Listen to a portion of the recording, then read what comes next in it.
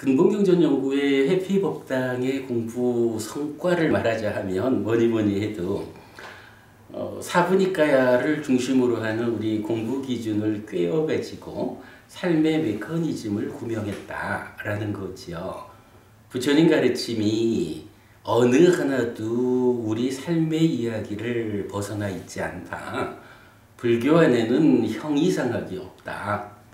다만 우리 삶의 이야기가 아주 심오한 영역을 포함하고 있어서 쉽게 그 모습을 드러내지 않는다는 것 때문에 그 심오한 영역을 보지 못한 사람들이 불교 안에 형이상학이 있다?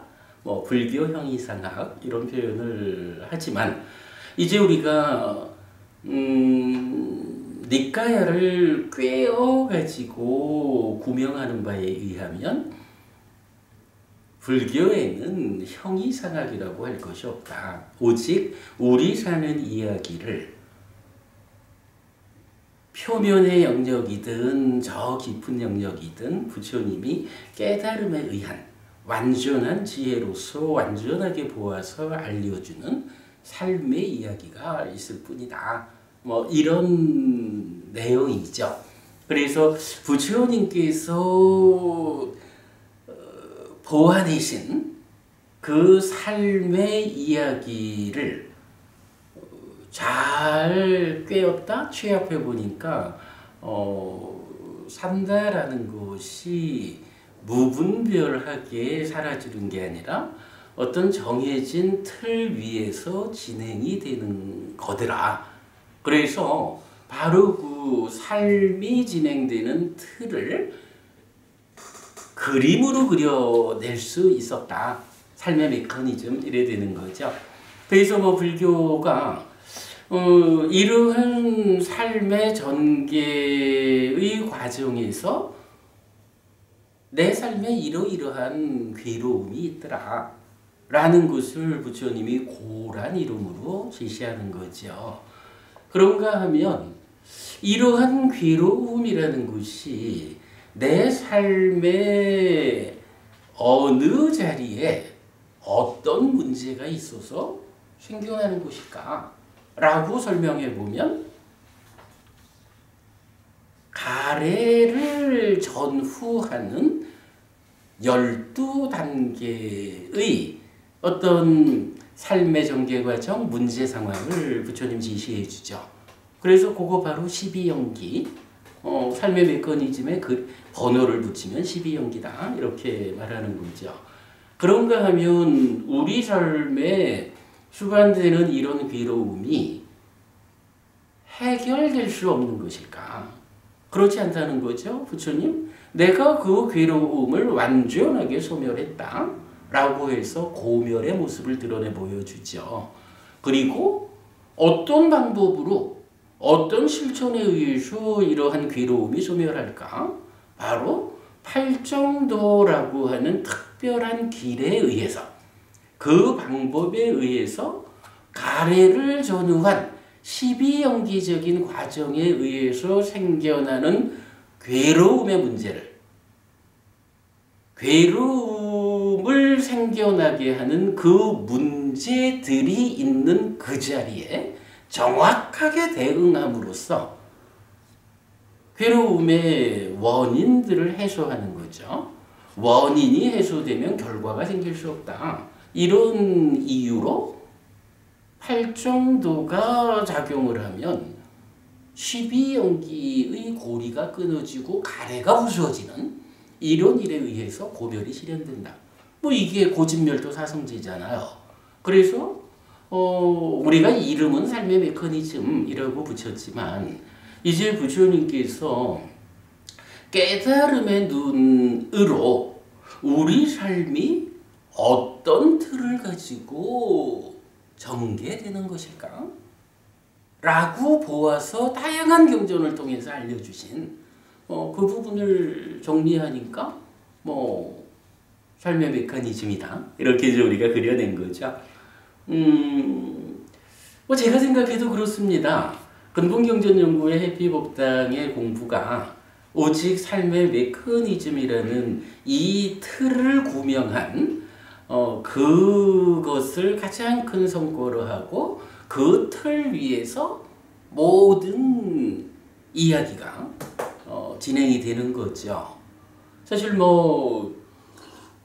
웬만해서는 너무 어려워서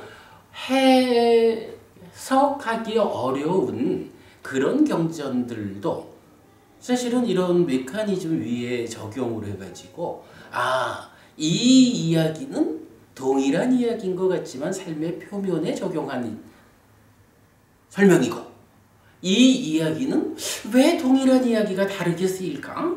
라고 했을 때 보면 삶의 저 깊은 영역에 적용된 이야기고 어느 자리에 문제가 있어서 괴로움이 생길까? 그 자리에 따라서 대응하는 방법 또는 그 자리의 설명이 달라지는 거죠. 이래서 메커니즘 위에서 경전을 해석해 보면 의외로 쉽게 정확하게 경전이 부처님 설하신 의도를 드러내주는 이런 부분을 이제 우리가 많이 보게 돼 있죠. 그렇게 검증이 되기 때문에 참으로 삶의 메커니즘이라는 이것이 부처님이 보아내신 삶의 모습이다.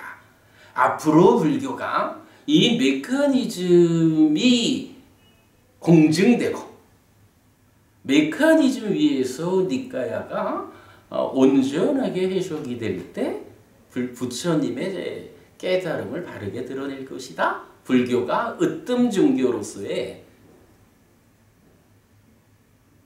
자리를 되찾을 것이다. 이런 부분 우리가 생각하고 있죠. 요즘 우리가 어떤 일을 하나요? 메커니즘이라고 말을 하면 기본적으로 세 개의 순환 고리 구조를 말할 수가 있는 거죠. 작은 순환고리, 큰 순환고리, 그리고 그 중에 하나 잠재 순환고리. 세 개의 순환고리가 동시적으로 순환하는 구조. 요것이 이 몸으로 살아가는 한평생 이야기죠. 그러다가 그러한 순환고리 구조로 삶의 과정을 누적하면서 변화하는 존재라는 것에서 어느 순간 몸이라는 반쪽이 기능을 상실하면 이 마음이 새로운 몸과 동시에 만나죠. 동시에 만나서 새로운 몸과의 다음 과정을 이어가게 되는 그때도 역시 세 개의 순환고리가 반복되는 거죠. 이렇게 몸과 마음으로 이루어진 나의 삶의 과정이 이 몸과 함께하는 그 기간을 금생이라고 말하고 몸의 기능이 다해서 버려지면 새로운 몸과 만나서 세 개의 순환고리에 의해서 삶의 과정을 누적하면서 변화하는 이런 과정을 새로이 진행하면 다음 생 이렇게 말을 하는 거죠. 이제 그런 식으로 12연기 윤회 모든 문제에 답을 주게 되는데 그중 우리가 요즘 진행하는 과정이 잠재 순환고리에 대한 상세한 공부를 진행하고 있죠.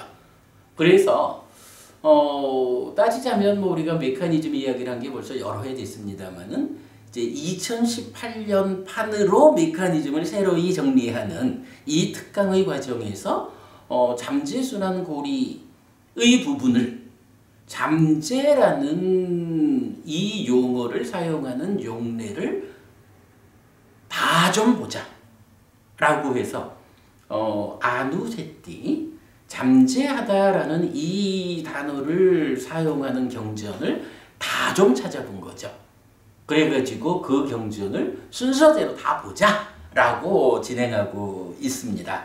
그러다 보니까 사실은 공부가 좀 길어지죠. 그러나 그래도 이제 2018년 반 업데이트된 메커니즘에서는 잠재순환고리에 대한 이런 명확성을 가지고 가자. 그런 자세로 지금 공부를 진행하고 있습니다. 자, 그래서 잠재라는 이 용어를 포함한 경전들 중에 현재 맞지마니까야 44번 쫄라 외달라 숙당 교리문답의 작은 경을 보는 중이죠. 그런데 교리문답의 작은 경, 이 경은 43번 교리문답의 큰 경과 더불어 사실은 굉장히 중요한 경이죠. 정말 우리 삶에 아주 중요한 부분, 그 깊은 부분에 대해서 답을 주는 중요한 경전이다 보니까 그 잠재가 설해진 부분만을 보지 않고 44번경을 다 보고 가자 이참에 라고 해서 지금 교리문답의 작은 경의 공부가 진행되고 있습니다. 자, 요즘 공부하는 내용을 그렇게 정리를 해드렸고요. 교리문답의 작은 경 6페이지 같이 보겠습니다. 사실은 지난 수업에서 6페이지에 있는 6페이지 제일 위에 보면 이래 나오죠. 두 번째 문단, 그러면 스님 몇 개의 행들이 있습니까? 라고 해서 신행, 구행, 심행이라는 세 가지 상가라. 몸을 형성하는 작용, 말을 형성하는 작용, 그리고 마음을 형성하는 작용, 이렇게 세 가지의 형성작용이 있다라고 설명하는 부분이죠. 이 부분에 대해서 지난주 우리가 충분히 보았습니다. 특히나 이 내용은 부타고사 스님 이래로 1600년의 세월을 찌따상카라, 심행, 이 마음이 어떻게 생겨나는 것인지 그 형성 과정을 설명하는 부처님 가르침을 부타고사 스님의 정리에 의하면 마음의 작용이 상과 수다라고 설해진 것을 거꾸로 해석했던 거죠. 그러다 보니까 그 이후로 1600년 동안을 불교 안에서 삶의 중심이라고 말해야 하는 이 마음, 심자, 찌따, 이 마음이 어떻게 생겨나는 것인지 이 부분에 대한 교리적 토대가 사라져 버렸죠. 그러다 보니까 불교 안에서 사람들이 어떻게 해요? 마음이 무언가를 찾아 나서게 되죠. 그러나 어찌 보면 부처님 깨달음이 바로 그거다라고 말을 해도 되는 비중 있는 주제잖아요. 그게 그렇게 찾아지나요? 그게 쉽게 찾아지지 않다 보니까 이제 다양하게 이 마음이라는 거 주인공이요, 불성이요, 열애장이요, 참나요, 지나요, 갖은 방법, 갖은 용어를 동원해가지고 사실은 부처님 깨달음의 중심에 이 마음이라는 것이 상과서의 과정에 의해서 생겨나는 것이다. 그래서 무하다 라는 이 가르침의 중심 자리가 부타고사 스님의 그 하나의 오류로 인해서 이 마음이 마치 아뜨만인 것처럼 이렇게 불교 안에서도 왜곡된 현상을 보여주고 있다. 이런 걸 우리가 이제 충분히 아는 거죠. 그렇기 때문에 지난 수업에서 이 세 가지 행, 신행, 구행, 심행에 대해서 상세히 설명을 드렸고 중요한 주제인 거죠. 오늘은 이제 이 세 가지 행에 대해서 이어지는 이야기로 상수멸에 대한 이야기가 나옵니다. 그런데요, 상수멸이라는 이 높은 산매가 그냥 툭 튀어나오는 게 아닌 거예요.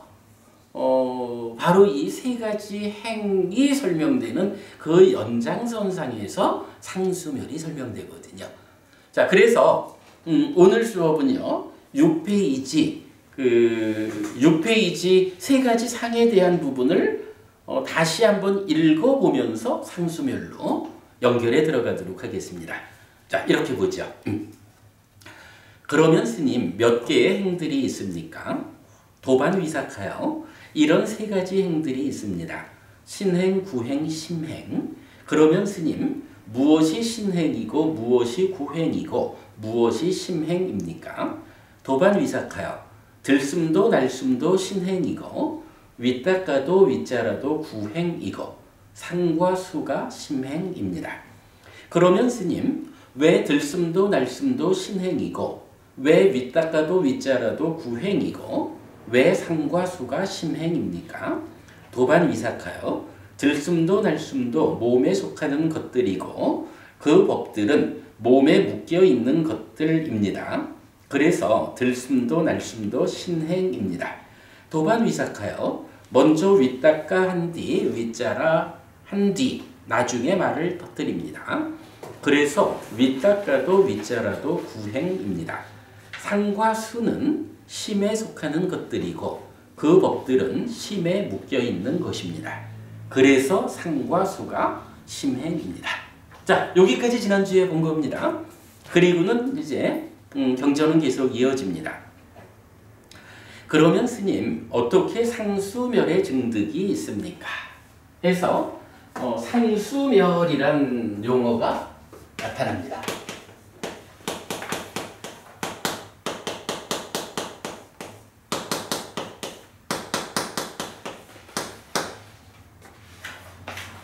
산냐?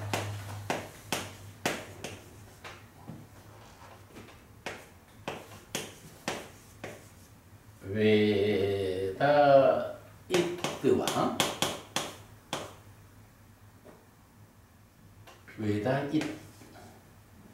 외다 이따 니로다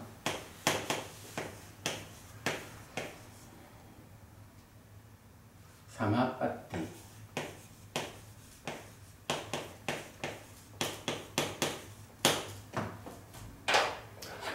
여기서 이제 사마빠띠라는 것은 보통 말하는 증득이라는 말이에요.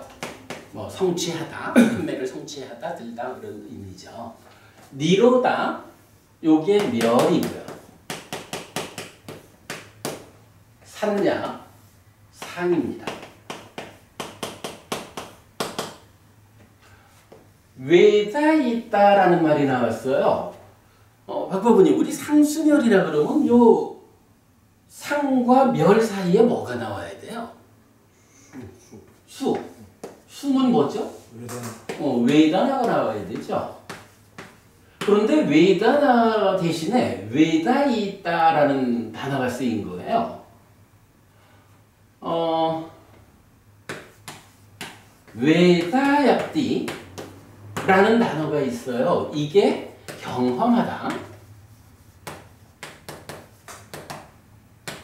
느끼다 이 말이거든요. 그리고 이거의 명사형으로 외다나, 경험, 느낌 이래 되는 거잖아요. 그런데 다른 단어가 나온 거야. 외다나가 나오지 않고. 보통으로 말하면 상수멸이니까 상과수가 멸한 거잖아. 그런데 다른 말이 나왔어요. 외다약디의 과거 분사로 저 말이 이제 쓰여요. 외다 이따. 요 따라고 하는 게 이제 그 과거 분사를 만드는 전미사야. 그래가지고 외다 있다라는 것은 경험하다라는 것의 과거 분사여서 그 의미가 경험된 것. 뭐 사실은 같은 의미죠. 뭐 경험이나 경험된 거나 뭐. 근데 하여간 뭐 이렇게 조금 의미를 달리 써요. 요거 왜 이런 차이가 있을까요?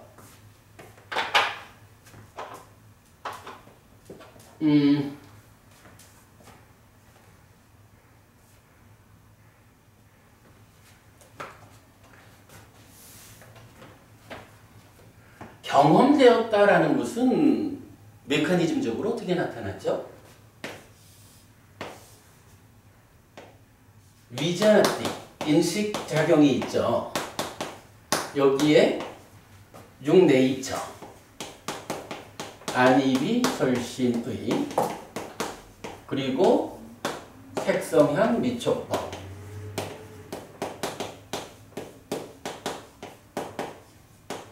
그리고 여기에 찬다라가, 욕탐이 함께하죠. 근데 욕탐이 함께한다라는 것은 사실은 마음이 참여하는 거죠. 여기서 우리 그런 이야기는 아주 멋진 발견 하나 했던 거죠. 색성향 미촉 법이라는 감각 객관이죠. 근데 하나의 감각 객관에 대해서 감각 주관은 두 개가 있다. 동시에 작용하는 감각 객관 두 개가 있다. 안이비설신의라는 것은 삶의 과정이 누적된 거, 마음의 입장에서 보면 의, 만호다.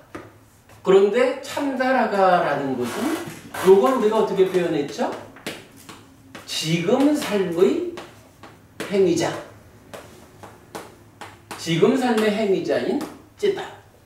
이렇게 설명했죠. 그래서 하나의 감각 객관에 대해서 누적된 것으로의 만호인 안이비설신의 육내입처라는 감각 주관과 동시에 지금 삶의 행위자인 심, 찌다가 참다라가라는 이름으로 참여하는. 그래서 감각 주관 1, 감각 주관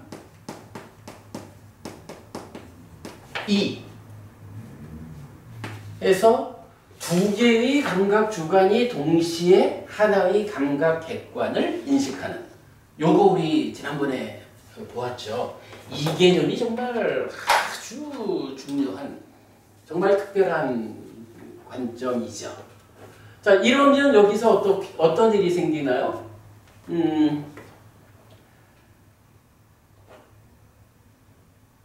위자나띠, 인식함으로써 여기서 안과 색을 조건으로 안식이, 내지 의와 법을 조건으로 의식이라고 하는 6가지 식이 생겨나죠.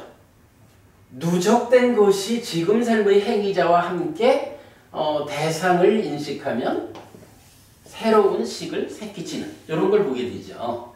그리고 요 3가지, 내입처, 외입처, 식이라는 3가지가 동시에 있다. 3, 4화합. 3, 4화합하는 걸 촉이라고 하죠. 촉하면 여기서 수, 느낌이 생겨나서 경험된다. 이렇게 되죠. 그래서 인식작용. 인식작용은 2가지 결과를 만들죠.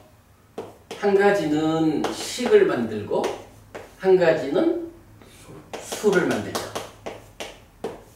그래서 식이라는 것은 정보부님이 계시구나라고 대상을 아는 거죠. 수라는 것은 정보부님을 보았더니 3, 4화합 촉해가지고 그래서 내가 지금 즐거움을 경험한다 라고 대상을 경험하는 거죠. 인식이라는 개념은 이렇게 보아서 알고 그 알려진 대상을 경험하는 2가지 결과를 만드는 게 인식작용이죠. 학부모님 우리 요거 아주 중요하게 말하는 거죠. 요거 놓치면 안 되죠. 이제 이런 상태를 놓고 보면 이제 삶이라고 하는 것이 이런 누적된 것에 의해서 누적된 것이 지금 대상을 인식해서 알고 경험하는 요렇게 온다라고 말하지만 사실은 거기에 지금 삶의 행위자가 2번째 감각 주관으로 동시에 참여하기 때문에 사실은 요런 식이 생겨나고 촉하고 수가 경험되는 요 과정에 글쎄 표현하자면 질적 측면이라고 말을 해야 될까요?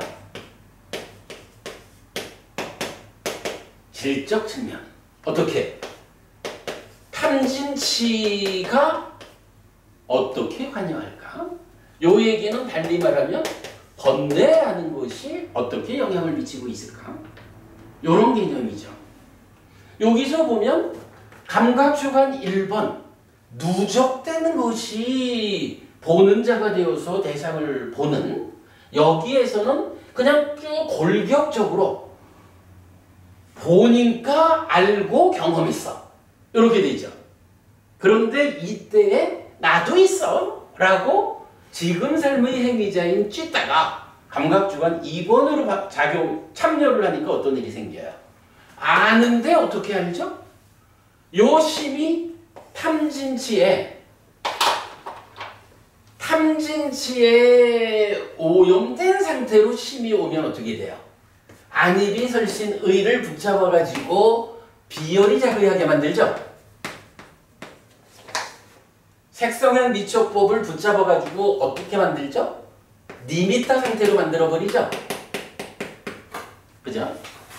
그렇게 되면 생겨나는 식도 비열이 자극을 통해서 니미타를 인식해서 아는 거니까 사실은 제가 지금 정보부님이라고 알지만 정보부님을 있는 그대로 참으로 무상한 존재야. 정보부님이 지금 이렇게 살고 있지만 아마도 1년쯤 후에 정보부님의 모습은 이 무상의 원리에 의해서 참으로 크게 향상되어 있을 거야. 뭐 이렇게 무상하다라고 올바르게 인식하지 못하죠. 그냥 정보부님이 있어? 이렇게밖에는 모르잖아. 왜 그래요? 찢다가 탐진치를 싣고 있어서 그렇죠. 그런 상태로 탐진치의 영향을 받은 붙잡은 것으로의 내입처, 붙잡힌 것으로의 외입처, 그래서 왜곡된 것으로의 식. 이런 하여간 붙잡히고 왜곡된 것들이 삼사합촉하니까 거기서 어떤 느낌이 생겨나서 경험되나요? 바로 중생들의 영역에서 경험되는, 우리 얼마 전에 많은 경험경 공부했죠. 아주 낮은 수준으로 소유의 즐거움 이런 게 있는가 하면 사실은 수행을 통해서 번뇌를 줄여가는 만큼 탐진치가 줄어가는 만큼 그 질적 향상을 통해 가지고 경험들이 올라가잖아.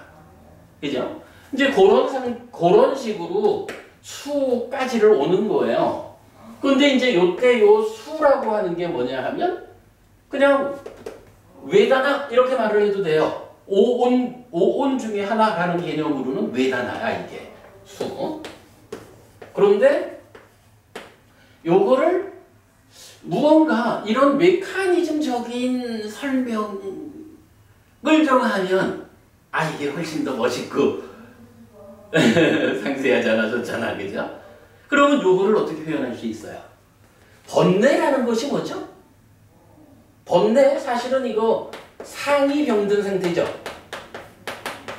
상이 병들어 있으면 번뇌라 그러잖아. 그래가지고 그 병든 상이 2차 인식에 참여하는 과정을 통해 가지고 이렇게 오는 거잖아요. 그러다 보니까 어떤 번뇌가 영향을 미치느냐, 달리 말하면 어떤 상이 작용해가지고 그게 와가지고 그 연결선상에서 대상을 알고 경험할까. 이게 어떤 상이 참여하느냐에 따라서 경험되는 게 달라지겠죠. 그런 거지 뭐, 그죠? 정보부님을 제가 보면 정보부님이다 알고 정보부님을 보았더니 즐겁다 여기까지는 동일하죠. 근데 제가 얼마나 공부되었느냐, 얼마나 나의 내면에 있는 상의 병들을 치유했느냐, 번뇌를 부쉈느냐에 따라 가지고 정보부님을 보고 정보부님이라고 아는 가운데에 왜곡 없이 아는 수준이 높아지겠죠. 그리고 높아지는 만큼 정보부님 때문에 경험되는 즐거움이 더 우리 많은 경험경에서 말하는 더 훌륭하고 스승한, 더 훌륭하고 스승한 이런 즐거움으로 경험을 해나가겠죠. 요게 요 그림상으로 그렇게 설명하는 게 가능하죠? 그러면 이럴 때에 이 경험, 그러니까 수라고 하는 것을 그냥 외다나 이렇게 해서도 되지만 외다 있다라고 해가지고 이렇게 어떤 상이 참여하느냐, 어떤 본내가 영향을 미치느냐에 따라서 그 결과로 경험되는 수, 이렇게 말을 해도 되죠. 이럴 때에 그 부분을 외다 있다. 외다 있다 해서 금방 지웠죠. 이게 이제 의미가 경험된 것이라고. 경험하다라는 동사의 과거분사로서 경험된 것. 그러면 요 과정에서 보면 일반적인 삶의 과정은 이렇게 말을 해도 되겠죠. 어떤 상이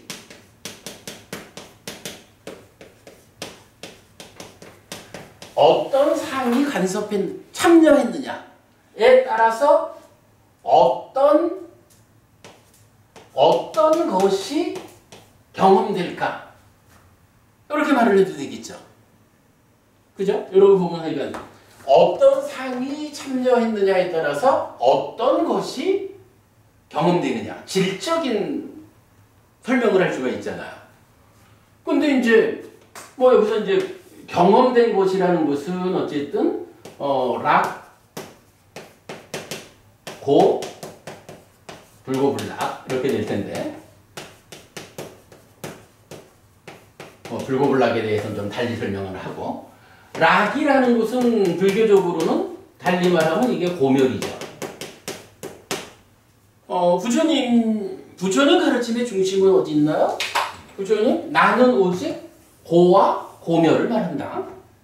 고의 원인을 말하면 고집, 가래구, 십이연기고 고멸의 원인을 말하면 고멸도성제, 팔정도의 실천인 중도 이렇게 되는 거잖아. 그러니까 사실은 이 어떤 것이 경험되었느냐라는 이 자리에 불교가 있는 거라고. 그죠?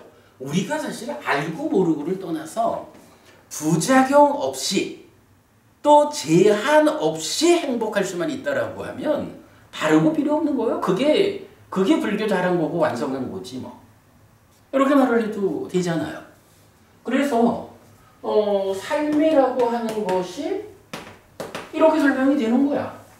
어떤 상이 참여해서 어떤 것을 경험했을까? 어떤 상이 참여해서 경험된 것은 무엇일까? 이렇게 말을 해도 되죠. 그런데요, 이러한 상황을 놓고 이제 우리가 공부를 잘해가지고 팔정도를 부처님 설하신 그대로 배워서 알아가지고 중도 잘 팔정도 바로 그 길을 실천하면 이제 이 상이라는 것이 계속 레벨이 올라가잖아. 번뇌라는 것이 계속 부수어져 가잖아. 탐진치가 계속 깨져가는 거죠. 이렇게 올라갈수록 경험되는 거, 느껴지는 것의 상태는 아주 좋아진다고. 그러다가 나중에 상이 완전히 치유되었어. 상이 완전히 치유된 거, 번뇌가 완전히 부서진 거죠. 번뇌다한 아라한 이렇게 말하는 거죠. 근데 이제 아라한까지는 몰라도 일단 삼매를 닦는 과정에 삼매 안에서라도 상이 완전히 치유되어서 번뇌가 없어. 그래서 탐진치가 없는 그 질적 완성을 삼매 안에서 만든 거야. 우리가 삼매 안에서라고 말하는 것은 우리 중요한 의미죠. 그러니까 삼매 안에서 이렇게 완성이 됐어. 그러면 이 이야기 탐 없는 것으로 지금 삶의 행위자인 찢다가 오니까 찬다 라가가 아니라 라가가 없는 참다만 오는 거죠. 그렇게 온 상태는 뭐예요? 라가 없는 상태로 오니까 안이비설신 의해서 열이 자기하게 되죠. 색상한 미처법에서 니미따가 아니라 아니미따, 니미따 아닌 상태, 왜곡되지 않은 상태, 니미따를 극복한 상태. 그런 아니미따, 무상으로 대상을 경험하게 되죠. 대상을 인식하게 되죠. 그러면 거기서 생겨나는 식이라는 것도 왜곡 없는 그런 식이 생겨나죠. 그러면서 그 삼사화합 촉에 의해서는 어떤 것이 경험돼요? 이게 완전히 괴로움을 만들 수 있는 원인이 다 소멸한 거잖아. 그지? 고멸의 상황이 만들어지죠. 결국은 상이 치유되었다라는 요거. 근데 요거를 우리 뭐라고 불러요? 상이 치유돼서 탐진치가 없는 요거. 번뇌를 부숨으로써 무명이 버려지고 명이 생겨나는. 그거를 뭐라고 불러요? 응? 무인? 아니. 응? 아니. 그거를 직접 그러니까 번뇌를 부숨으로써 무명이 버려지고 명이 생겨나는 요런 과정? 현상? 지금 이제 무위라는 거는 그것에 의해서 탐진치가 소멸한 거고, 열반은 바로 그 무위적인 삶의 상태를 말하는 거잖아. 그럼 요거 뭐라고 부르요? 윗바사나? 아니, 윗바사나를 통해서 요걸 하는 거지. 번뇌를 부숨으로써 무명이 버려지고 명이 생겨나는. 그거를 니로다라고 하잖아. 그러니까 염어 이탐 소멸 그 얘기지. 요게 멸이잖아. 그러면 이제 요 상이 완전히 치유되어서 번뇌가 완전히 부수어져서 무탄무진 무치, 탐진치 없는, 라가 없는 요런 삶이 진행되면 그 상태는 어떻게 표현해야 되나요? 일단 상이라는 것은 멸한 거죠. 상이 멸했다라는 것이 삶의 틀이라는 개념에서 2차 인식에 참여하는 무언가가 없어 이 개념 아닌 거예요. 제가 지금 분명히 설명드리는 게 멸이라는 것이 바로 이런 삶의 질적 향상에 의해서 번뇌가 부수어짐으로써 무명이 버려지고 명이 생겨나는. 그래서 탐진치 아니면 안 돼가 돼. 요거라고. 그러면 그렇게 해서 와가지고 경험된 거는 어떻게 되겠어요? 일반적으로는 병든상 번뇌의 영향하에서 수 이렇게 말을 하지만 이렇게 경험된 것 자체도 상이 멸한 그 상태가 진행되어 오잖아. 이렇게 진행되어 올 때 요 3, 4화합 촉에 대해서 쓰는 표현이 있어요. 촉은 네이처, 웨이처, 식 3, 4화합이잖아. 근데 이렇게 틀은 이런데 거기에 찢다가 소멸한 상태로 작용을 하죠. 탐진치 소멸한. 그 상태로 올 때 요거를 명촉. 응? 무명촉, 명촉. 그 무명촉이 일반적으로 그 번뇌가 작용할 때 있죠. 그리고 명촉, 그러니까 아함경에서는 명촉이라는 말이 나와요. 근데 니까야에는 명촉이란 말 자체는 없어. 근데 의미상으로는 그렇지. 그리고 이거를 총멸이라고 한다고. 파사니로다. 파사니로다라는 말 보셨죠? 파사니로다라는 게 3, 4화합하는 그 삶의 틀 자체가 없어져 버린다는 개념이 아닌 거야. 바로 상의 멸. 번뇌가 부수어짐으로써 무명이 버려지고 명이 생겨난 이러한 소멸된 삶, 중생으로의 영역을 벗어난 그런 소멸된 삶의 과정에서 셋이 만나는 것을 총멸이라고 한다고. 그러면 이렇게 총멸에 의해서 생겨난 수는 뭐라고 불러야 돼요? 이거 그대로 수멸이지 뭐. 그죠? 그러면 상의 멸하고 수의 멸, 이거는 따로 떼어서 말할 수가 없는 거죠. 상이 멸했다라는 것이 전제가 되어가지고 메커니즘적으로 진행되어 오니까 수가 멸하는 거죠. 상이 멸했다. 번뇌가 영향을 미치지 못하는, 그래 아까 말씀하신 무위의 삶이 전개되면 그 상태에서 경험되는 것은 어떤 것이 경험될까? 고멸이 경험되는 거지. 이런 개념이죠. 그래가지고 우리 삶을 중생 입장에서 삶이라는 것을 말할 때 어떤 상이 참여해서 어떤 것이 경험될까? 그지? 요 메커니즘에 의해서 그걸로 말할 수가 있는데 수행을 하다 보면 그 수행의 완성 가까운 어느 상태에서 사실은 이제 우리가 삼매라는 토대를 말하잖아요. 토대가 완성되는 한 상태를 말하는 게 있다고. 그게 뭐냐 하면 이제 저런 방법에 의해서 상이 멸하는 거야. 상이 멸했다라는 이야기, 상이 완전히 치유되었다. 번뇌 아님의 상태가 되었다. 이거죠. 그러면 그 연장선상에서 어떻게 돼요? 수도 멸해야 되죠.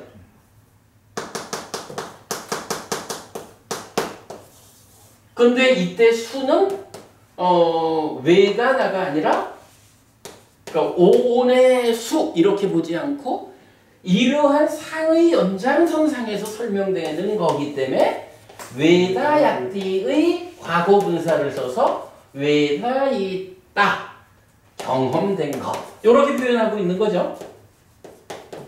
그러니까 삶이라는 게 이런 팔정동의 실천이라는 이러한 삶의 그 완성에 가면 경험되는 것을 아직까지 완성은 못했다, 아라한되지는 못했다 해도 삼매의 끝에 올라가가지고 토대가 완성되면 그 토대의 완성에서는 삼매 안에서는 이렇게 제한적이지만 멸한 수가 경험된다. 이렇게 되는 거죠. 삼매 안에서 제한적으로 상이 멸했고 그 연장선상에서 수가 멸했어. 이런 상황이 만들어지겠죠. 그럼 요거를 말하면 뭐예요? 상멸이고 수멸이잖아. 요거 두 개 합하면 뭐라고 말해야 돼? 상수멸. 그렇지. 이게 합해져서 그래서 이게 산야와 외다 있다. 경험된 것의 멸이라고. 그것의 증득. 상수멸이 이미 설명돼 있죠. 요게 이제 참 메커니즘적 이해가 중요한 게 개중의 사람들은 그 말을 해요. 상수멸 이거 여기 외다나 아니다. 외다 있다가 쓰였다. 이거 다른 의미다. 라고 말하는 사람들이 있어요. 근데 메커니즘적 이해로 보면 저게 경험된 것이라고 쓰이는 건 아주 당연하죠. 그게 바로 상에 의해서 상이 멸하는 것을 조건으로 수가 멸하는. 상이 완전히 치유되었기 때문에 경험된 것이 더 이상 중생의 영역의 경험을 넘어선 열반의 경험이 수반되는. 딱 그거지 뭐. 상수멸입니다. 다만 이것이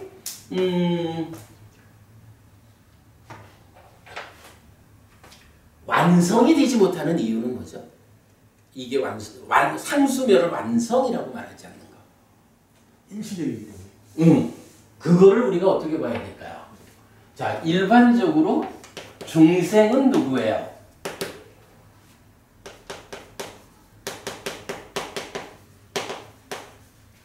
색수상행식 오온에 대해서 집착되어 있으면 오치온이잖아.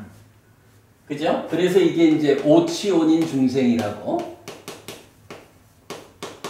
그런데 지금 이 상수멸이라는 상태는 어때요? 요 중에 수하고 상이 멸했지. 기본적으로 색수상행식 5가지에 집착된 상태가 중생이라고 유진, 오치온인 나라고 정의가 되어 있기 때문에 이거 뭐 부처님 정의잖아요. 그죠? 그 중에 상과 수 2개가 소멸됐다. 라는 건 뭐예요? 5가지 중에 2가지가 중생의 상태를 벗어나 버린 거야. 그래서 이 상태는 더 이상 중생이라고 부를 수가 없어. 왜냐하면 5가지를 갖추고 있어야 중생인데 이 표현을 거꾸로 하면 5가지 중생이 되기 위한 5가지 요건이 있는데 그 중에 2가지 요건을 못 갖춘 거야 이게 따지면. 그러니까 이게 중생이 아닌 거예요. 그러니까 이게 위치를 어디 해요? 비상비비상처라고 하는 중생세간의 끝을 넘어서 가지고 상수멸이 있잖아. 중생의 범위를 넘어선 거라고. 중생이 되기 위한 5가지의 요건 중에 2가지를 못 갖췄기 때문에 중생의 자격을 상실했어. 더 이상 중생은 아니야. 요 상수멸을 증득해 있는 자는. 그런데 그렇다고 해가지고 이 상수멸을 증득해 있는 이 수행자를 아라한이라고 열반을 실현한 분이라고 말할 수 있나요? 그것도 사실은 좀 곤란해. 왜냐하면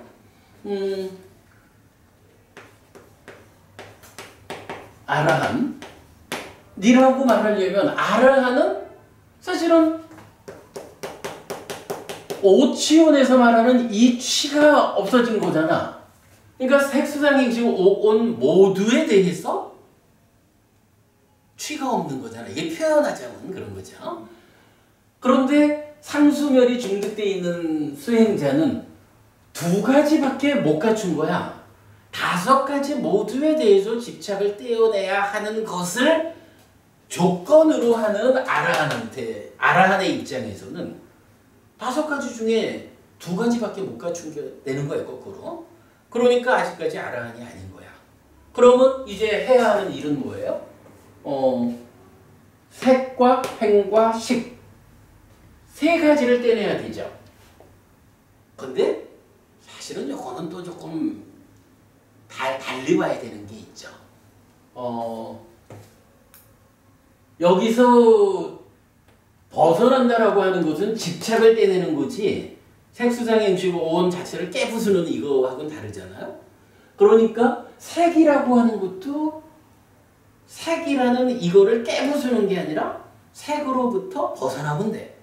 그런데 아까 우리 얘기했지만 이 색이라는 거로부터는 언제 벗어나죠?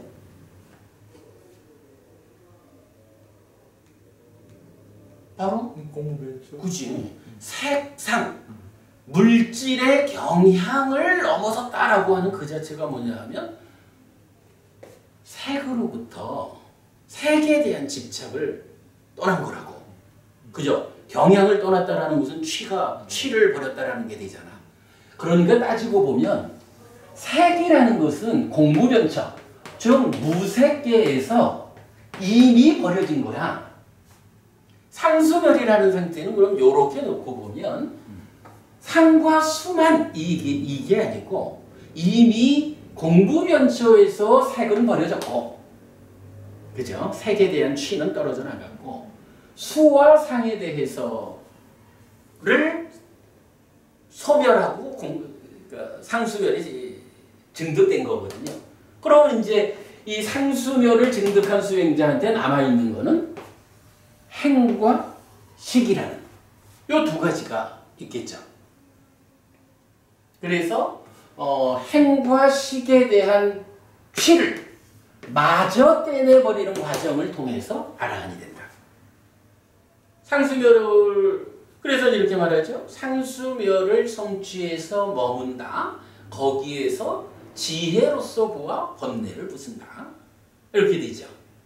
그 과정이 행과 식을 부수는 것. 그 다음에 이제 사실은 또 한 가지는 있죠. 수와 상이라는 것이 상수멸을 증득했다라고 했을 때 이게 완전하게 해결된 건가요? 사실은 완전하게 해결된 건 아니야. 아까도 계속 말하는 거지만 삼매라고 하는, 그죠? 삼매라고 하는 특별한 조건 위에서 상이 치유되어 있는, 그래서 아까 말씀하신 일시적인 거잖아. 그죠? 그러니까 상수멸을 증득했다라고 해도 아라한이 되는 과정에는 뭐가 필요하냐 하면 일시적으로 치유한, 일시적으로 눌러놓은 상에, 그러니까 수는 상 따라 오는 거니까 상만 고치면 수는 저절로 고쳐지는 거죠. 상에 눌려져 있는 몸통, 그거를 치유해야 하는 일은 필요하겠죠. 근데 사실은 그게 뭐예요? 상해 치유 여기서 삼매로 눌려놓은 그 몸통을 치유하는 것. 그게 바로 윗바사나로서 번뇌를 부수는 일이잖아. 그러니까 상수멸을 증득했다라는 이 사람도 상을 부수는 일, 행을 부수는 일, 식을 부수는 일, 이게 나가야 되겠죠. 그러나 이제 그것도 수행의 입장에서 보면 행과 식이라는 건 어떻게 돼요? 바로 상이 치유되는 이 한 가지 일을 통해 가지고 모든 것은 다 해결이 되죠. 그러나 다만 숫자적으로만 말하면 이렇게 되는 거죠. 중생들은 5가지 모두에 집착되어 있어야 중생으로의 자격이 있다. 그런데 상수멸을 증득한 수행자는 일시적이지만 상과 수가 소멸했다.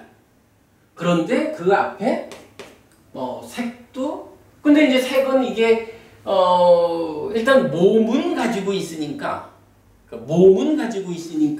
집착은 넘어섰다라고 해도 아직까지 몸은 있는 거죠. 뭐 그러한 상황들 이렇게 감안해서 보면 불완전한 성취 상태.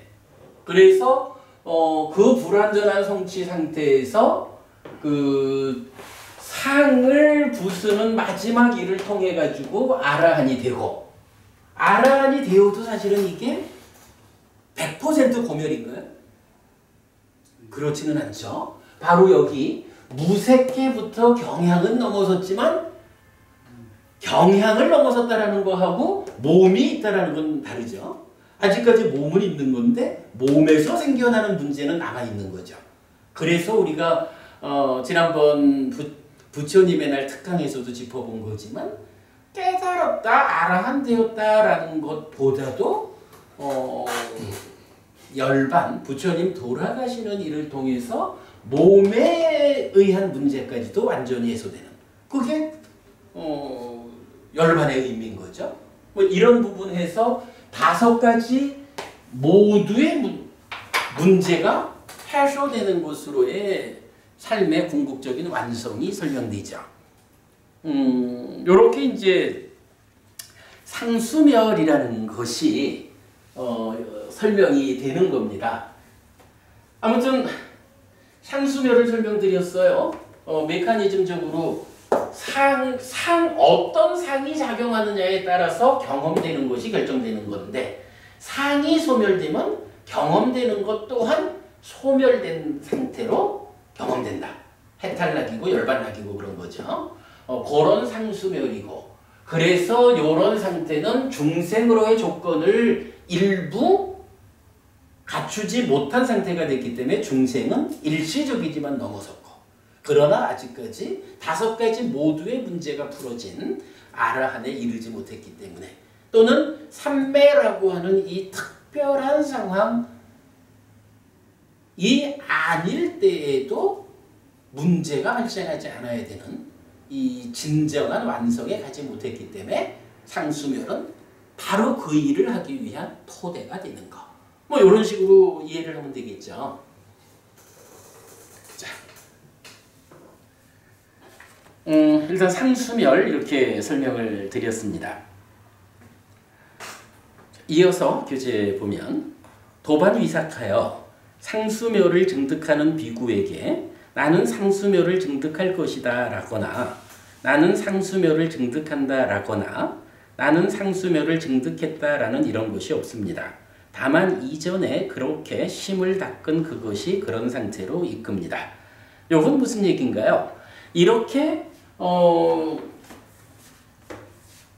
그러니까 수행을 통해서 삶을 향상하는 과정, 번뇌를 부수는 과정, 이러한 과정에서 삼매 안에서라는 이 제한적이지만 번뇌가 완전히 작용하지 못하는 이런 상태를 수행자가 내가 상수멸에 들을 거야 이래가지고 들어가지는 게 아니라는 거죠.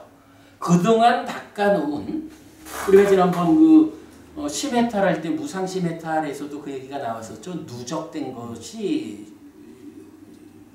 조건이 된다라고 했던 같은 개념이죠. 그동안 수행하는 과정에서 나한테 쌓여있는 수행의 힘이 이러한 수행의 과정에서 의도치 않아도 그 수행이 턱을 넘어주면 상수멸에 드는 것이다. 요 표현이죠. 뭐 내가 상수멸에 들어서 일주일을 머물러야겠다. 이런 의도를 가지고 들어가는 거 아니라는 개념이에요. 마찬가지 상수멸에 증득되었을 때도 나는 상수멸을 증득한다. 상수멸에 들어가는 상황. 그리고 나는 상수멸을 증득했다. 이런 개념이 없다. 다만 이전에 그렇게 심을 닦은 그것이 그런 상태로 이끈다. 얼마나 내가 수행을 잘 닦아서 힘을 쌓아놨느냐에 따라서 상수멸은 들어가지는 것이다. 요 얘기죠. 그러면 스님, 상수멸을 증득하는 비구에게 어떤 법들이 첫 번째로 소멸합니까? 신행입니까? 또는 구행입니까? 또는 심행입니까? 자, 요것 때문에 상수멸 이야기를 하면서 바로 앞에 나왔던 세 가지 형성작용을 다시 읽어보고 시작한 거죠. 상수멸 이야기를 하면서는 이렇게 어떤 형성작용들이 어떤 순서로 소멸합니까?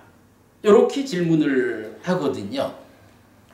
그럴 때 도반위사카요. 상수멸을 증득하는 비구에게 구행이 첫 번째로 소멸합니다. 그로부터 신행이, 그로부터 심행이 소멸합니다. 이렇게 대답을 했거든요. 자, 신행, 구행, 심행 세 가지 행이 다 소멸한다는 거예요. 상수멸에 들어가면. 그런데 정보부님, 여기서는 왜 그 순서를 이게 뭐 신구, 신도 아니고 거꾸로도 아니고 구행부터 먼저 소멸하고 신행이 두 번째 소멸하고 심행이 마지막에 소멸한다고 했을까요? 왜 그럴까?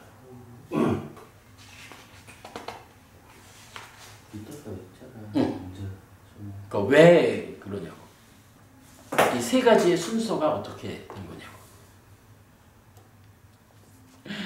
이런 얘기죠. 사실 방금 그 말씀이에요. 메커니즘에서. 아니, 이거는 메커니즘보다 우리가 이제 삼매 이야기를 할 때, 뭐 초선, 제2선, 제3선, 제4선 뭐 이렇게 이제 이야기를 할 때, 방금 말씀하신 윗닦아 윗자라 없는 상태가 어디야? 제2선이잖아. 그러니까 구행이라는 게 뭐예요? 윗닦아 윗자라잖아요. 윗닦아 윗자라가 없는 상태가 만들어지는 게 뭐냐 하면 구행이 소멸하는 거거든. 그러니까 요거는 제2선에서 구행이 소멸하잖아. 신행이라는 것은 들숨날숨이잖아요. 신행의 소멸이라는 건 뭐예요? 들숨날숨이 소멸하는 거죠. 제4선. 응, 그래. 그거는 제4선이잖아. 그치? 요거 우리 여러 경전에서 알려주죠. 그러니까 그러니까 구행인 윗닦아 윗자라는 제2선을 성취하면 소멸하는 거고, 신행인 들숨날숨은 제4선을 성취해서 머물 때 소멸하는 거란 말이야. 그러니까 구행 다음에 심행이죠. 신행이죠. 근데 심행은 언제 소멸해요? 정보부님, 심행. 찌따상카라는 언제 소멸하지? 응? 심행. 심행은 언제 소멸하냐고. 심행 상수멸. 그래. 이게 그러니까 재밌는 거야. 상수멸이라 그랬는데, 그러니까 상수멸 이야기를 하면서 세 가지 행하고 연결을 짓는 게, 이 상수가 뭐냐 하면 이 상수가 그대로 심행이잖아요. 찌따상카라. 찌따상카라가 소멸하는 자리를 말하는 거야. 상수멸이. 그러니까 세 가지 형성작용 중에 말을 형성하는 작용으로의 윗닦아 윗자라는 제2선에서 소멸하니까 제일 먼저 소멸하는 거야. 몸을 형성하는 곳으로의 들숨날숨은 제4선에서 소멸하니까 두 번째야.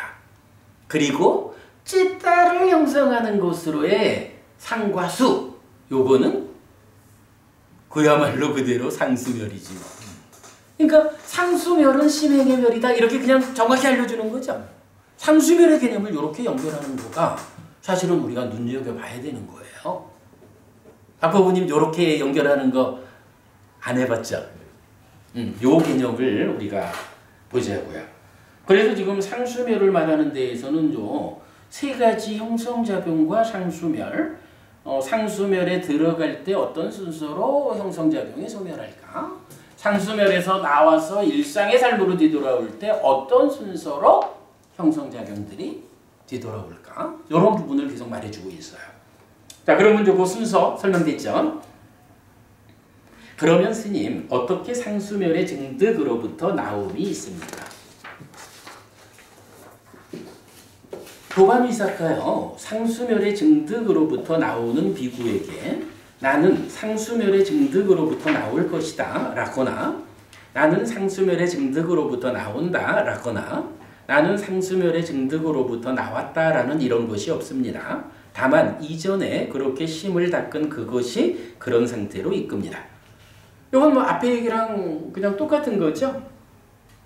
들어갈 때도 내가 들어가려고 의도해가지고 자발적으로 들어가는 게 아니라 그동안 닦아놓은 수행의 힘이 얼마나 쌓여 있느냐, 이러한 힘이 작용해가지고 수행의 과정에서 들어가지는 거라고. 나올 때도 이거 할 만큼 했으니 내가 나가야겠다 이렇게 나오는 게 아니라는 거예요. 상수멸에 들어가게끔 만든 수행의 힘이 결국 삼매의 힘이죠. 이 삼매의 힘이 얼만큼 받쳐주느냐에 따라서 상수멸이 유지되다가 더 받쳐주지 못하는, 그러니까 삼매의 힘이 이제, 그래서 이거 표현을 어떻게 해야 되는지 몰라도 내가 다 썼다. 이러하면 상수멸이라는 그 상황이 유지되지 못하고 나오게 된다. 요 말이죠. 의도적으로 들고 나는 게 아니라는 거예요. 그러면 스님, 상수멸의 증득으로부터 나오는 비구에게 어떤 법들이 첫 번째로 일어납니까? 신행입니까? 또는 구행입니까? 또는 심행입니까? 도반위사카요, 상수멸의 증득으로부터 나오는 비구에게 심행이 첫 번째로 일어납니다. 그로부터 신행이, 그로부터 구행이 일어납니다. 요건 뭐 말할 거 없죠?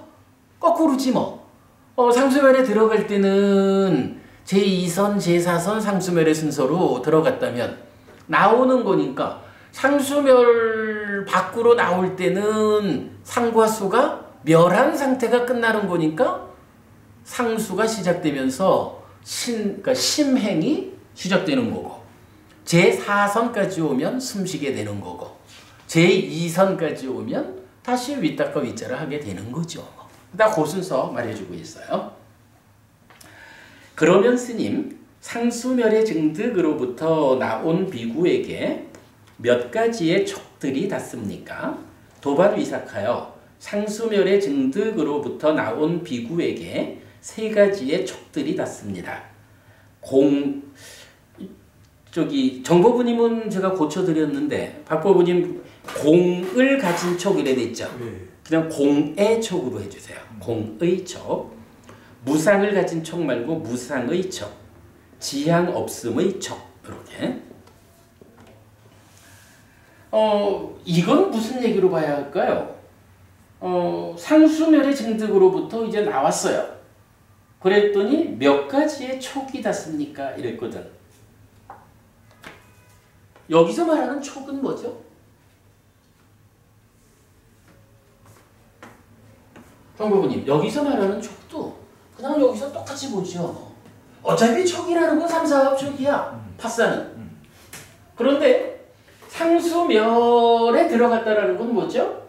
상이 비록 삼매라는 제한적인 조건 위에서지만 상이 더 이상 번뇌로 작용하지 않는 거예요. 그래가지고 참배 라가에서 라가가 없는 상태로 이렇게 작용을 한 거잖아. 그게 상수멸 들어간 거잖아. 근데 이제 상수멸에서 나온다라는 건 뭐예요? 그렇게 이제 상수멸의 상황이 되면 촉도 촉멸의 상황이 됐던 거죠. 그런 요런 촉멸의 상태에서 이제 상수멸에서 나온다라는 거는 2차 인식의 자리에서 치유되지 않은 상이 작용하기 시작하는 거죠. 아주 미세하게 남아있는 것들이겠지만 그래서 아주 미세하지만 번뇌가 작용하기 시작하는 거겠죠. 그래서 찬다 라가가 되살아나는 거겠죠. 그렇게 이제 다시 이렇게 내려오겠지 뭐. 그런 상황에서 일단 이제 상수멸에서 나왔을 때 몇 가지 촉을 만납니까? 이렇게 말했잖아. 몇 가지 촉이라는 건 뭐예요? 결국 이 촉을 말하는 거거든. 그러면 이 촉에 대해서 자 상수멸 상태일 때는 촉멸의 상황이었는데 이제 이 상수멸에서 나오게 되면 그 나왔다라는 그 상황에서 어떤 촉이 일어날까? 이렇게 말하는 거예요. 근데 이거는 상수멸에서 완전히 나와가지고 뒤돌아온 이렇게 보는 것보다는 그러니까 상수멸이라는 건 뭐예요? 촉이 멸했기 때문에 수가 수멸이 된 거잖아요. 그런데 이제 여기서 일단 나오는 거다 보니까 촉이 작용하기 시작하는 거야. 어떻게? 그 촉멸이 아니라 촉으로. 그러니까 이거를 뭐 아예 중생의 상황으로 돌아온 이렇게 보는 것보다는 상수멸에서 나오는 그 시점에 어떤 촉의 상황이 있을까? 이렇게 표현을 하죠. 그러면 이제 그걸 놓고 첫 번째로 뭐라고 했냐면 공의 촉이라고 했죠. 공의 촉. 여기서 공이 뭐죠? 정법부님. 공이라는 거 불교 안에서 공은 뭐 용수 스님이 말하는 연기 즉 공 이거 부처님의 공 아니죠?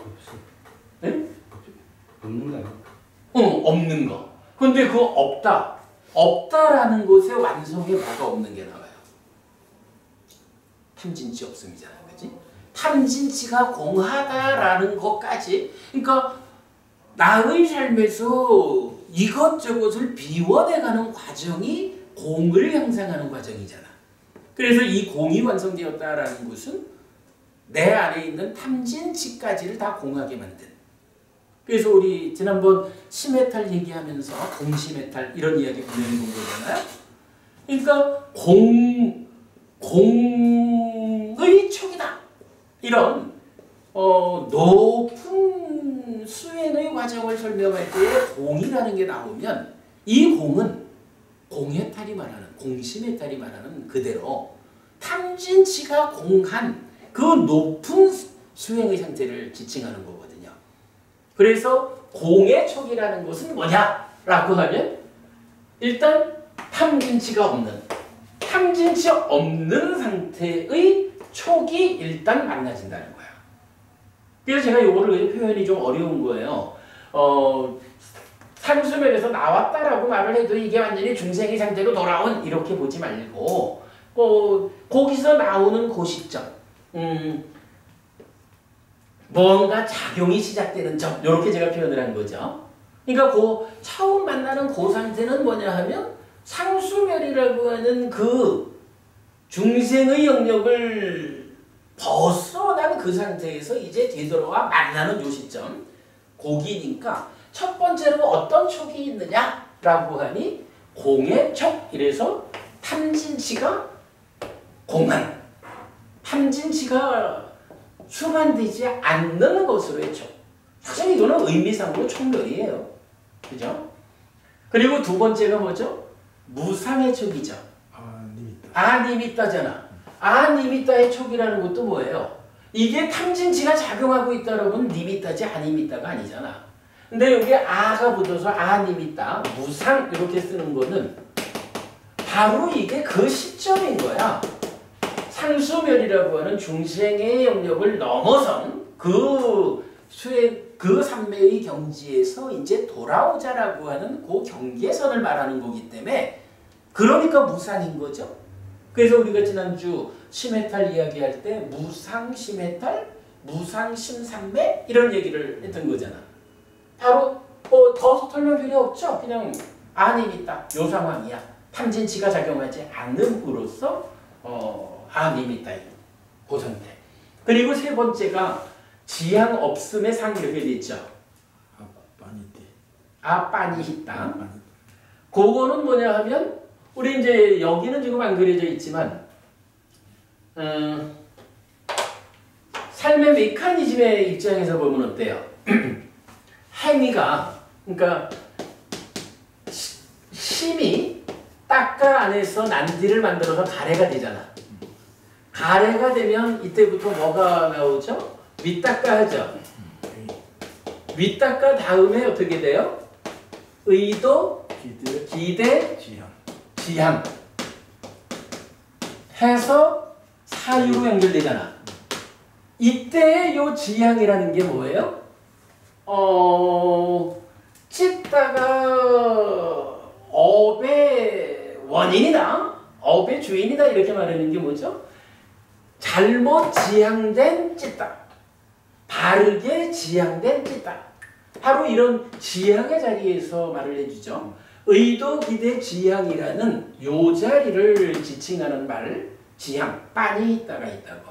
근데 요때 빤히 이 땅에다가 역시 부정접두어 아가 붙은 건 뭐예요? 이것도 지향 없다라는 개념이 지향하지 않는다 이거 아니죠. 지향이라는 것이 그대로 탐진치의 영향 없이 지향되는 걸 말하는 거죠. 그러니까 어때요? 세 가지 촉이 닿는다라고 했어. 그래서 공의 촉, 탐진치 없음. 무상의 촉, 님 있다. 똑같은 얘기야. 그러고 빤히 땅 촉 하면 지향 없음의 촉, 요것도 동일한 탐진치가 작용치 않는 거죠. 그러면 이거는 세 가지를 말하지만 구체적으로 보면 어때요? 메커니즘적으로 보면 탐진치의 자리, 2차 인식의 자리에서 탐진치가 있어 없어? 요 얘기. 그리고 인식의 자리에서 있다가 있어 없어? 요거죠. 행위의 영역에서 지향, 해, 안 해. 그러니까 지향이 탐과 함께 해, 안 해. 딱 그거죠. 그러니까 뭐 메커니즘적으로 보면 이게 아주 쉬운 거야. 2차, 그러니까 닦아내면이라고 하는 2차 인식의 그 영역, 인식을 가공하는 영역의 하나, 인식의 자리에 하나, 행위의 자리에 하나. 이렇게 설명되죠. 그래서 이렇게 메커니즘적으로 보면 상수멸의 증득으로부터 나온 비구에게 세 가지의 촉이 닿는다라고 하는데 바로 탐진치 없음이라는 의미의 공해촉. 그래서 니밌다 아님, 왜곡 이전에 있는 그대로의 대상, 이런 개념으로의 무상의 상, 그리고 행위 영역에서 지향의 탐이 함께하지 않는 것으로서의 지향 없음의 촉. 결국은 동일한 이야기인데 삶의 틀에서 어느 위치에 있느냐, 그 차이로 이름을 달리 부르고 있는 거죠. 자, 그 다음에 그러면 스님, 상수멸의 증득으로부터 나온 비구에게 심은, 마음은 무엇으로 굽어있고 무엇으로 경사져 있고 무엇으로 이끌립니까? 도반 미사카요. 상수멸의 증득으로부터 나온 비구에게 심은 떨침으로 굽어있고 떨침으로 경사져 있고 떨침으로 이끌립니다. 이렇게 상수멸에 들어갔다가 나오면 그 상황이 어떻게 있어요? 그 높은 수행의 토대 위에서 이런 정말 일반적으로 경험할 수 없는 그 중생의 영역을 넘어선 상황을 갔다 오니까 이제 어때요? 이제 나머지를 다 부숴야겠구나 라고 해서 여기서 한 거지, 우리가 그저 떨침은 욕계를 떨치는 것으로 보통 말하죠. 그래서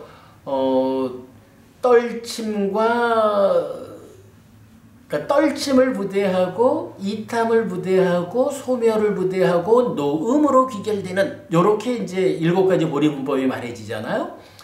이렇게 상세하게 설명할 때는 떨친다라는 것은 소유를 떨친다라는 개념으로 우리가 이해를 하면 되겠어요. 그런데 지금 이렇게 떨침으로써 모든 것을 대표할 때는 뭐예요? 중생이라는 존재 상황을 떨친다. 이렇게 이해를 해야 되겠죠. 그래서 떨침으로 굽어 있고 떨침으로 경사져 있고 떨침으로 이끌린다 라고 우리 마음 상태를 말하는 거죠. 그러니까 상수멸에서 나왔다. 그때 내 마음은 중생으로의 삶을 떨쳐내고 해탈되는 삶으로 가야겠다라는 이런 상태로 굽어 있고 경사져 있고 이끌린다. 이렇게 말하는 거죠. 자, 오늘은 44번 경 중에 상수멸에 대한 이야기를 했어요. 그 다음부터 보면 몇 가지 수가 있느냐 이렇게 나오는데 요거는 다음 주에 보기로 하고요. 오늘 제가 요 2장짜리 교재를 드린 게 있어요. 이 교재를 조금 보완적으로 보겠습니다. 찌따상류따에 속하는 까마부경 2번인데요. 전체적으로 오늘 공부한 세 가지 형성작용과 상수멸 요 내용을 그대로 담고 있는데 조금 더 이 경이 보완해주는 내용이 있어요. 자, 간단히 보겠습니다. 이와 같이 나는 들었다. 한때 까마부 존재는 마치카 산다에서 망고숲에 머물렀다. 그때 찌따 장자가 까마부 존자에게 갔다. 가서는 한곁에 앉았다. 한곁에 앉은 찌따 장자는 까마부 존자에게 이렇게 말했다. 대덕이시여, 몇 개의 행들이 있습니까? 장자여, 3가지 행들이 있습니다. 신행, 구행, 심행. 감사합니다, 대덕이시여 라고 찌따 장자는 까마부 존자의 말을 즐거워하고 만족해 한 뒤에 까마부 존자에게 이어지는 질문을 했다. 대덕이시여, 무엇이 신행이고 무엇이 구행이고 무엇이 심행입니까? 라고. 장자여, 들숨도 날숨도 신행이고 윗닦아도 윗자라도 구행이고 상과 수가 심행입니다. 라고. 감사합니다, 대덕이시여 라고 찌따 장자는 이어지는 질문을 했다. 대덕이시여, 왜 들숨도 날숨도 신행이고 왜 윗닦아도 윗자라도 구행이고 왜 상과 수가 심행입니까? 라고. 장자여, 들숨도 날숨도 몸에 속하는 것이고 그 법들은 몸에 묶여있는 것들입니다. 그래서 들숨도 날숨도 신행입니다. 장자여, 먼저 윗닦아 한 뒤 윗자라 한 뒤 나중에 말을 터뜨립니다. 그래서 윗닦아도 윗자라도 구행입니다.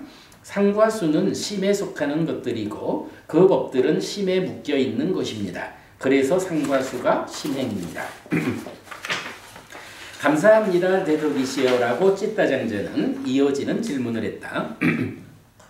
대덕이시여, 어떻게 상수멸의 증득이 있습니까? 장자여, 상수멸을 증득하는 비구에게 나는 상수멸을 증득할 것이다 라거나 나는 상수멸을 증득한다 라거나 나는 상수멸을 증득했다 라는 이런 것이 없습니다. 다만 이전에 그렇게 심을 닦은 그것이 그런 상태로 이끕니다 라고. 감사합니다, 대덕이시여 라고 찌따 장자는 이어지는 질문을 했다. 대덕이시여, 상수멸을 증득하는 비구에게 어떤 법들이 첫 번째로 소멸합니까? 신행입니까? 또는 구행입니까? 또는 심행입니까? 장자여, 상수멸을 증득하는 비구에게 구행이 첫 번째로 소멸합니다. 그로부터 신행이, 그로부터 심행이 소멸합니다.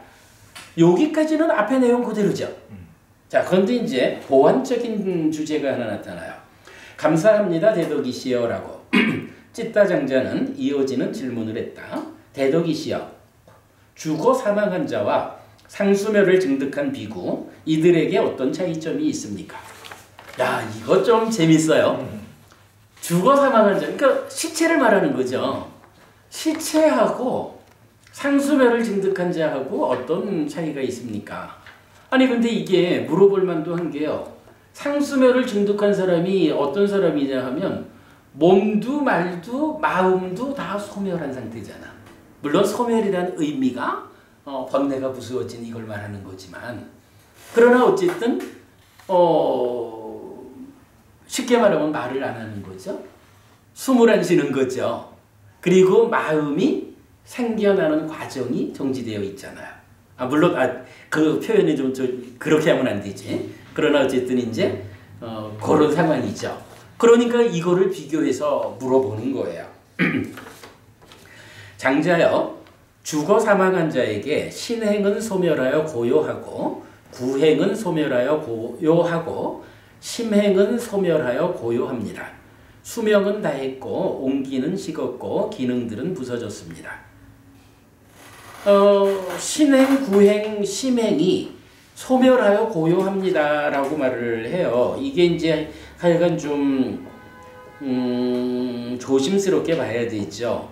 그 심행이 소멸했다라고 하는 말하고 죽은 자는 완전히 그 메커니즘이 중지된 거잖아요. 그 차이가 있는데 일단은 약간 그렇게 대등하게 비교를 해주고 있어요. 그러면서 죽은 자는 이제 세 가지 형성작용 외에 수명이 다했다. 죽었으니까 이제 명이 끊어진 거지. 그리고 온기는 식었다. 살아있다라는 것을 말할 때 이 체온이 유지되는 걸로 경전은 말하거든요.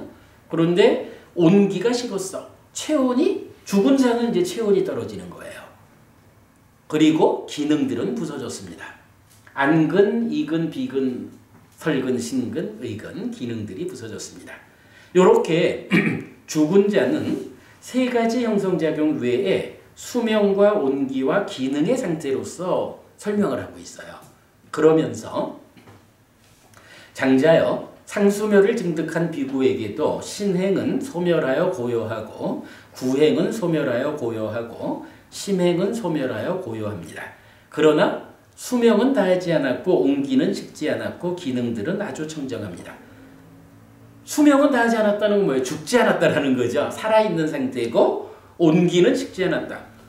시체는 만지면 차갑지만 상수멸을 증득한 수행자를 몸을 만지면 따뜻하다는 얘기죠.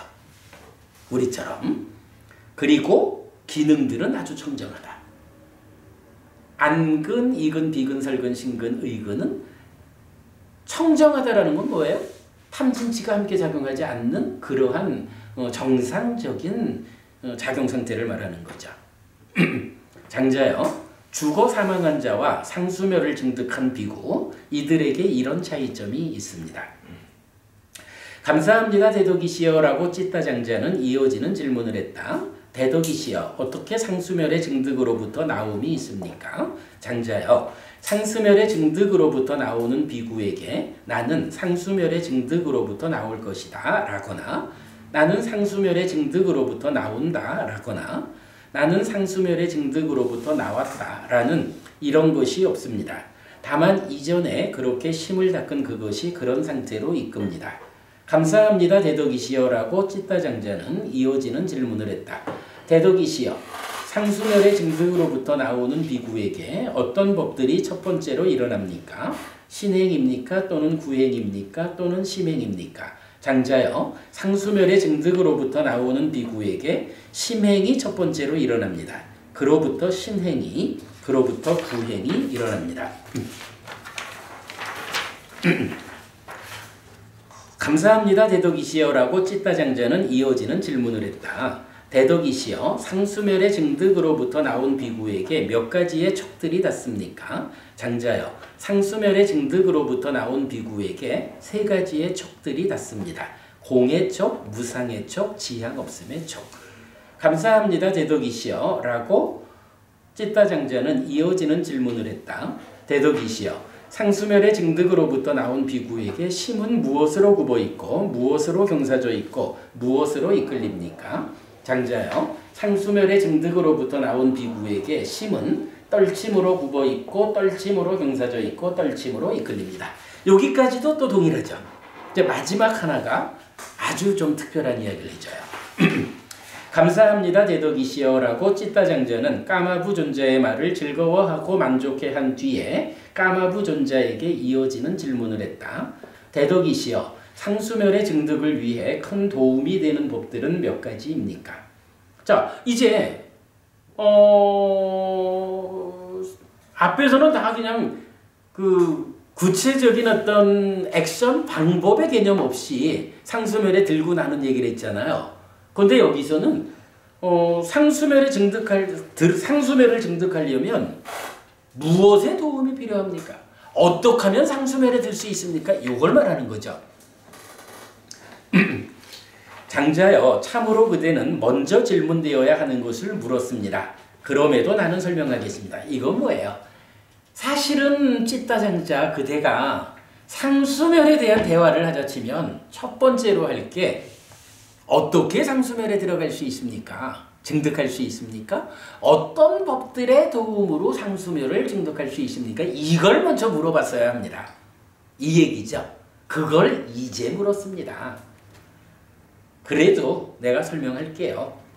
장자여, 상수멸의 증득을 위해 큰 도움이 되는 두 가지 법이 있습니다. 사마타와 비파사나입니다. 상수멸에 들어가려면, 증득하려면 두 가지가 도와주지 않으면 못 간다. 그게 뭐냐? 사마타와 비파사나다. 시간이 다 돼서 얘기를 이제 마무리를 할게요. 요 사마타와 비파사나가 어떻게 도와주길래 사마타 비파사나의 커다란 도움으로 상수멸에 들까? 요 개념은 우리 내일 모레 이제 우리 선에 대한 이야기 두 번째 설명을 할 거잖아요. 거기에서 요 얘기가 이제 나오게 될 건데, 이런 이야기죠. 우리가 수행 지도를 그리면 일단은 삼매에 들죠. 삼매에 들면 어떻게 되나요? 삼매에 들었기 때문에 방일하지 않음에서 법이 드러나게 되죠. 법이 드러나면 드러나는 법을 관찰하죠. 법의 윗바사나. 법의 윗바사나에 의해서 무상구 무아를 꿰뚫는 여실직연하게 되죠. 여실직연하면 딱가라는 내면의 방에 문을 연 거죠. 그러면 그 상태에서 염호, 이탐, 소멸의 과정을 거쳐가지고 번뇌를 부수죠. 근데 요게 그러니까 삼매를 성취하면 단박 번뇌를 완전히 부수고 알아간대나요? 그러지 못한 거죠. 우리가 구차재정이라는 게 뭔가요? 단계적으로 초선을 성취하면 초선만큼의 그 조건에 맞춰가지고 초선만큼 드러나는 법, 그러니까 초선만큼 법이 드러나죠. 그러니까 초선의 상태에서 존재하는 법들이 자기를 드러내게 되죠. 그러면 초선에서는 초선만큼 드러나는 법을 윗바사나하죠. 법의 윗바사나를 하죠. 초선만큼 단계 지어진 여실직연되죠. 단계 지어진 만큼 염호, 이탐, 소멸하죠. 그래서 단계 지어진 초선만큼 단계 지어진 번뇌의 부숨이 있죠. 요때 이탐이라는 거 사마타죠. 그리고 소멸이라는 거 윗바사나죠. 요거 달리 말하면 염오까지는 뭐예요? 생겨난 찌따의 활동 과정의 문제가 해소되는 과정이죠. 이탐과 소멸, 사마타 윗바사는 뭔가요? 찌따가 생겨나는 과정, 그리고 상과 수의 과정, 요 과정의 문제를 해소하는 거죠. 그런데 이게 아주 중요한 개념이에요. 우리가 내일 모레 하여간 이 부분으로 그 선에 대한 이야기를 설명하게 되겠지만, 삼매에 들어가지고 삼매를 열심히 심화시켜 나가는 이 일 가지고 번뇌가 깨지느냐, 알아한대느냐? 우리 그거 아닌 줄 알죠. 삼매는 단지 토대잖아. 그리고 여기에서 정말로 우리가 주목하자라는 게 이 단계에 지어진 과정이라는 거란 말이에요. 단계에 지어진 깨달음. 그래서 초선이면 초선만큼의 단계에 지어진 과정을 거쳐가지고 단계에 지어진 사마타 윗바사나에 의해서 단계에 지어진 번뇌의 부숨이 있다고. 그 상태에서 어떻게 되나요? 내적인 마음의 사마타 해가지고 제2선으로 올라가죠.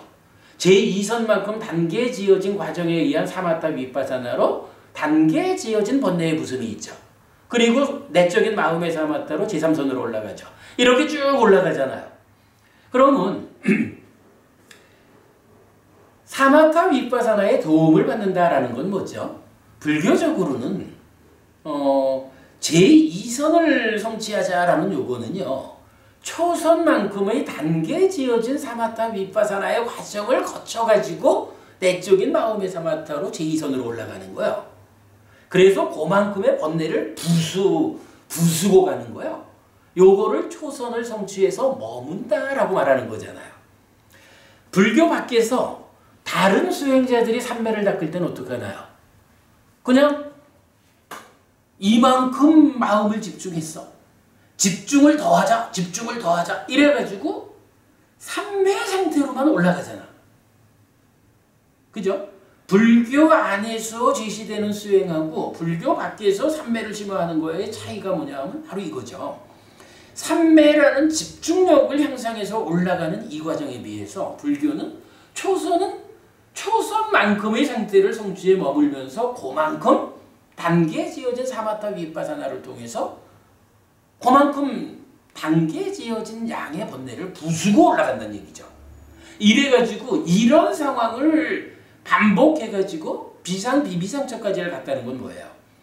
이미 무소유처라는 삼매를 성취에 머물면서 무소유처만큼의 드러나는 법을 무소유처만큼의 법의 윗바사나를 통해서 무소유처만큼 단계 지어진 여실직연하고 그 상태에서 단계 지어진 여모 이탐 소멸 단계 지어진 사마타 윗바사나에 의해서 무소유처만큼의 단계로 번뇌가 부수어진 거예요.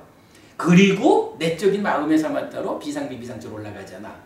비상비비상처에서 다시 그러니까 이거는 이제 중생의 영역이 끝이죠. 중생의 영역에서 드러날 수 있는 모든 최후의 그 미세한 법이 드러나는 거죠. 그러면 그 미세한 법에 대해서 법의 윗바사나 하고 그만큼 여실직연해서 여모 이탐 소멸이 비상비비상처만큼 단계에 지어진 사마타 윗바사나를 가고 그만큼 단계에 지어진 번뇌의 부숨이 있는 거죠. 그러면 그만큼 번뇌를 부순 사마타 윗바사나로서 비상비비상처를 성취에 머물면서 번뇌가 부서진 이러한 마지막에 접근한 그 상황으로 사마타 윗바사나에 의한 번뇌의 부숨이 있어야 그 덕분에 상수멸에 든다 이거죠. 근데 바꿔보니 이 말이 타당하죠. 상수멸이 뭐냐 하면 결국은 수를 치유하는 번뇌를 부수는 일로 인해서 상해멸, 수해멸 되는 거잖아. 이거를 이렇게 단계 지어진 과정으로 번뇌를 부수는 일, 즉 사마타 윗바사나 없이 삼매만 심화시킨다 그래가지고 멸의 상황으로 가나요? 멸이라는 건 어쨌든 번뇌가 부서져야 되잖아. 사마타 윗바사나에 의해서 단계적으로 부서지는 거잖아. 요 개념이 있죠. 요런 개념 때문에 이제 경은 상수멸의 증득을 위해 큰 도움이 되는 두 가지 법이 있습니다. 사마타 윗바사나입니다. 비록 단계에 지어진 만큼을 부숴가는 거지만 사마타 윗바사나를 통해서 번뇌가 부서져야 이제 멸이라는 말의 의미, 번뇌를 부숨으로써 그러니까 번뇌를 부숨에 의해서 무명이 버려지고 명이 생겨나는 이러한 상황이 비상비비상처까지 올라가야 상수멸에 들어가집니다. 사마타 윗바사나로 번뇌를 부수는 과정 없이는 상수멸에 못 듭니다. 요 개념을 말해주는 거죠. 교리분답의 작은 경에서는 사실은 요 부분이 언급이 안 돼 있죠. 그런데 까마부경 2번에서 상수멸에 대한 교리문답의 작은 경에 포함되지 않는 두 가지 관점을 더 끼워주는데 그 중에 정말로 사마타 윗바사나의 커다란 도움을 받아서 상수멸이 증득된다 라는 요 표현 아주 중요한 의미를 가지죠. 자, 오늘은 교리문답의 작은 경 중에서 상수멸에 대한 이야기 공부했습니다. 까마부경 2번이 좀 더 보충적인 설명을 해주고 있습니다. 자, 오늘 좀 여기까지 하겠습니다. 수고하셨습니다.